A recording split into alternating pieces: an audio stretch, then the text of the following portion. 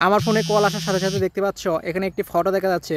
আমি চাইলে এখানে অন্য কারো ফটো বাদ দিয়ে আমার নিজের ফটো অথবা যে কোনো ধরনের আমার পছন্দের ভিডিও সেট করতে পারি, যেমনটা এরকম।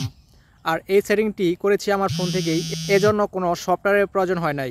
তুমিও চাইলে তোমার ফোনে এই দারুণ সেটিং অন করে তোমার ফটো অথবা তোমার পছন্দের যে কোনো একটি ভিডিও সেট করে নিতে পারো। আর কিভাবে তুমি তোমার ফটো সেট করবা তা আজকের এই ভিডিও থেকে জানতে পারবা। তাই কথা না বাড়িয়ে চলো দেখে আসি কিভাবে তুমি তোমার ফটো সেট করবা। বন্ধুরা, এই সেটিংটি করার জন্য তুমি তোমার ফোনের ডায়ালারে যাবা। ডায়ালারে যাওয়ার পর উপরে দেখতে পাচ্ছ 3 ডট, এর উপরে ক্লিক করবা। ক্লিক করার পর এখানে দেখতে পাচ্ছ সেটিংস, তো সেটিংসে ক্লিক করবা। সেটিংসে ক্লিক করার পর এখানে দেখতে পাচ্ছ কল ব্যাকগ্রাউন্ড, তো এখানে ক্লিক করে এরপর দেখতে পাচ্ছ সিম 1 এবং সিম 2। তুমি চাইলে যে কোনো সিমে তোমার ফটো সেট করে নিতে পারবা। তো আমি সিম্পল এখান থেকে সিম 1-এ সেট করতেছি। এরপর তোমার নিচে দেখতে পাবে ব্যাকগ্রাউন্ড, তো এর উপরে ক্লিক করবা।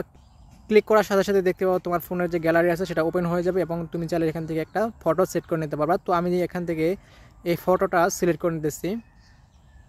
তো সিলেক্ট করার পর এরপর দেখতে পাচ্ছি সেট এজ কল ব্যাকগ্রাউন্ড, এরপর এখানে ক্লিক করে দেবা। তো এরপর যদি তোমার ফোনে কেউ কল করে তাহলে দেখতে পাবা এখানে তোমার ফটো সেট হয়ে গেছে। তো বন্ধুরা, এভাবে কিন্তু চাইলে তুমি তোমার ফোনে এই ধরনের সেটিংটি চালু করে নিতে পারো। তো বন্ধুরা, যদি এই ভিডিওটি তোমার কাছে ভালো লাগে তাহলে প্লিজ ভিডিওতে লাইক কমেন্ট শেয়ার করবে এবং অবশ্যই চ্যানেলটি সাবস্ক্রাইব করবা। তো আজকের মতো এই পর্যন্ত, ধন্যবাদ সবাইকে, খোদা হাফেজ।